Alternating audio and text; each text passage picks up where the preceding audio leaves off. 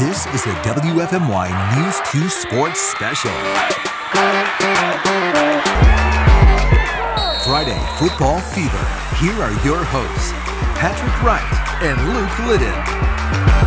Well, hey, folks, we're 9 weeks into the high school football season, which means playoffs are just around the corner. Crazy, huh? But we've still got a few weeks of regular season games before then, and tonight we had a full slate of exciting matchups. Yeah, let's kick things off with our Wendy's game of the week, and it was a battle of two 6-win teams here in Guilford County. First up, you had Southeast Guilford. They started the night 6-1. Eastern Guilford, they came in 6-2. We're going to start off with some defense. Dominic Graves on the QB keeper. He's sacked by Kalen Herbin.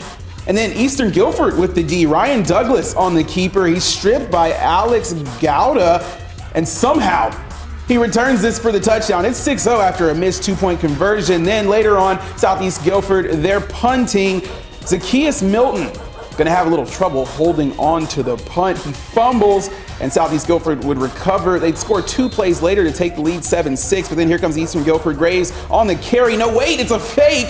Adam Akins walks in from 36 yards out for the score. Eastern Guilford, they weren't done. Here they are picking off Douglas's pass there. That's Nick Cheeley with the interception, and they turn it into points. Graves goes over the top for the QB keeper and the score.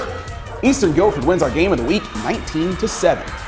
It was the Battle of Kernersville tonight as East Forsyth loaded up the buses and made the short 8-mile trip over to Glen. The student section repping somewhat of the neon green, and okay, I like it. In the third quarter, also liking this. Stephon Brown passing to Adrian Miller, 16 yards to the East 35-yard line. So now 4th and goal at the 14-yard line. Brown in the shotgun, can't find a man, gonna keep it himself and diving for the goal line, but he is just short, so East Forsyth would take over, but Glen's defense was able to respond themselves with a big stop deep in Eagles territory to get the ball back. So we jump ahead 4th quarter.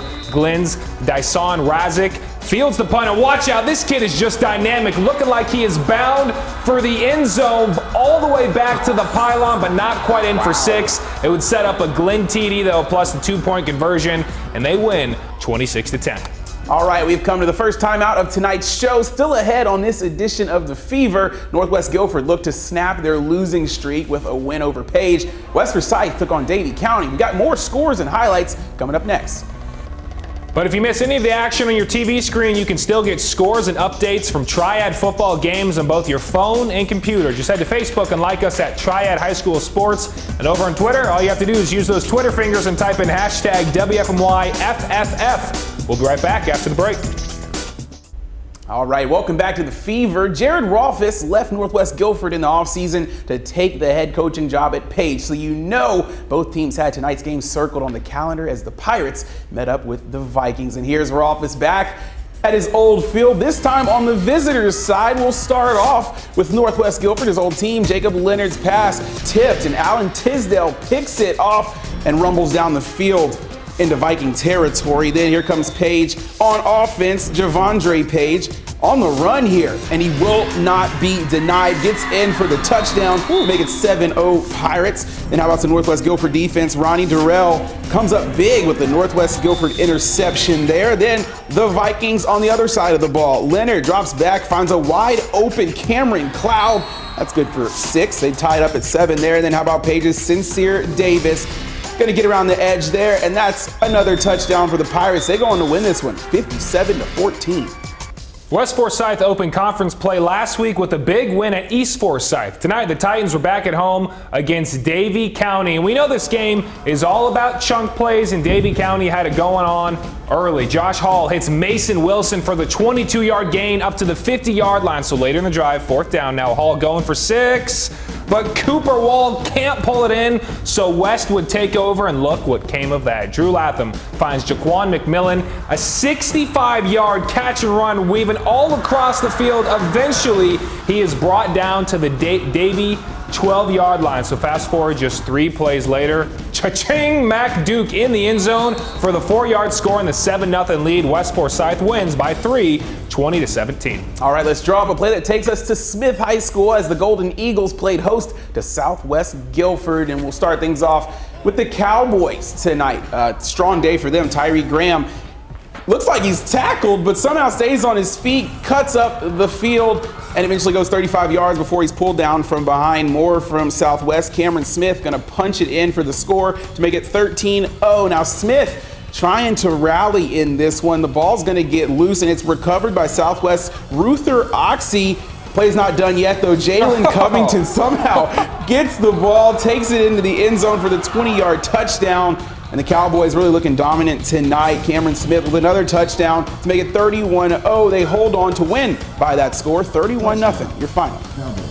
Western Alamance looked to remain unbeaten on the season with the win at McMichael. Second quarter, Western Alamance quarterback Christian Daniels, I should say, searching, still searching, and eventually, after he's done searching, finds Nate Geiger in the end zone for the touchdown. And the 14-0 lead. Western Alamance now with the possession again, but a much different result. Daniels throwing, but he's picked off by Jaron Golden, who runs it 50 yards the other way for the pick six, cutting the lead just to 7. So later in the second, Keontae Analyst powers through to get the Warriors inside the 30 for the first down in the same possession. They're going for it on fourth down, but it's okay because the running back finds a hole, runs it in 20 yards for the touchdown, and Western Alamance wins over McMichael on the road big, 49-14. Well, Randleman looked to make it 5 straight wins with a victory over High Point Andrews tonight. Here come the Red Raiders ready for some action, but Randleman really strong tonight. We'll start things off with Jaquan Snipes taking the handoff,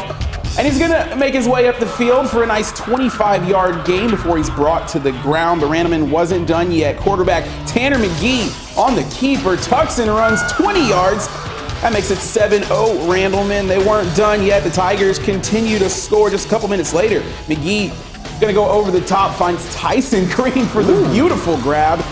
He pushes in for the 15-yard score to make it 14-0. Randleman goes on to get the 42-0 shutout.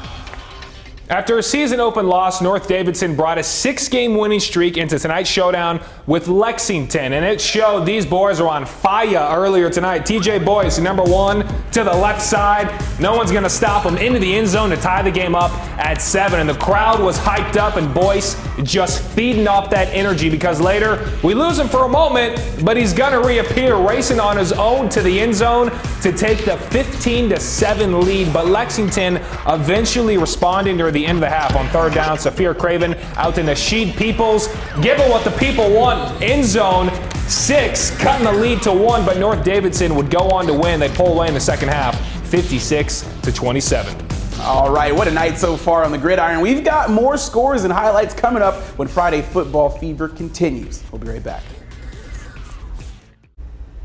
Welcome back. It's time for our aviation triad flight of the night. For this one, we go back to the Northwest Guilford Page game. Viking quarterback Jacob Leonard went to the air several times in the first half tonight. His favorite connection was Cameron Cloud. Their third pass and catch resulted in a touchdown. That's our aviation triad flight of the night. All right, our Fever Caravan made a pair of stops tonight in Randolph County. First up, homecoming at Providence Grove as the Patriots met up with Wheatmore. We'll start in the third quarter. Providence Grove's Cade Snutherly tosses to Xavier Faust, who's brought down by Jordan Knight. What a hit there. Later on, Wheatmore's ball trying to get something going. Nick Halo passes over to Lucas Kelly. He gets a short gain before he's knocked out of bounds. On to the fourth quarter, Providence Grove with the ball. The handoff to Xavier Andrews, making something happen here, going to fight up the field. Eventually gets up to the 20-yard line. Later on, though, the ball on the 5 for Providence Grove. And Snutherly's pass is going to be picked off. Wheatmore goes on to get the 21-0 shutout. It was a county rivalry matchup in Thomasville as Central Davidson took on East Davidson. The Golden Eagles were already up big in the half, and they did not slow down. Central punting the ball away after a 3-and-out. Brandon Perrell back to return. He actually muffs the kick, but it bounces right back in his arms in one swift motion. And yeah, he's going to take this all the way back to the house for the punt return touchdown. The next drive would also be capped off by a Chris Wright touchdown from about 3-4 yards out. And the Golden Eagles win big, 49-10. And now we head back to Randolph County and head over to Asheboro as the Blue Comets bet up with Southern Guilford. In the second quarter, it's Asheboro's ball. Corey Durant going to keep it here. He picks up a nice game before he's brought to the ground. The Blue Comets, they weren't done yet. Now the handoff to James Collins. fights across the goal line for the score to make it 7-0. After a touchdown, of course, comes the kickoff, and this is a pretty interesting one. Patrick Clegg, Southern Guilford's Patrick Clegg, going to recover the kick here. And yes, he's going to get around the edge. And no, he will not be stopped. Clegg taking it all the way to the house for the touchdown. That would tie the game. Southern Guilford, though, goes on to win it 17-14. It is time now for our Blue Cross Blue Shield Drive of the Week, and Page's Asad Alston taking the handoff, easily picking up the first down before he is taken out of bounds, which would lead to Javondre Page getting it to Cody King, who picks up another first down while he's shifting around several defenders in the process. And it would be capped off by Sincere Davis getting it outside, taking it in for the touchdown. And that right there, folks, is our Blue Cross Blue Shield Drive of the Week. All right, let's look at some scores. Reidsville, they beat Burlington Cummings 65-10. Tough one for Cummings tonight. Mount Airy, they shut out South Stokes 56-0. Grimsley, they get a big win at home, beating High Point Central 37-13, while Eastern Alamance gets past Rockingham County 40-35. Northeast Guilford tops Moorhead 49-14, and Scott Johnson gets his 100th career win as the Starmount head coach. The Rams beat West Wilkes 45-28. 100 wins. Congrats, Coach. Well, we've got 5 games in the running for next week's Friday Football Fever Wendy's Game of the Week. Of course, this week was Eastern and Southeast Guilford, and you get to help decide who wins next week. Mount Tabor, they head to Southwest Guilford. Reynolds hosts West Forsyth. Northern Guilford travels to Rockingham County. South Stokes, they'll meet up with Bishop McGuinness, and Surrey Central battles with West Stokes. You can head over to WFMYnews2.com to cast your vote. Voting ends Wednesday afternoon at 4 p.m. We had more than 120,000 votes this week. It's incredible to see all these students get involved, but that's not all, because we've got a big weekend of football here in WFMY News 2. On the collegiate side, 10th-ranked Auburn takes on LSU Saturday afternoon at 3:30, and then it's an NFL doubleheader on Sunday. Miami and Atlanta kick off at 1 p.m., followed by Pittsburgh and my Kansas City Chiefs at 4:25 p.m. So pull up a chair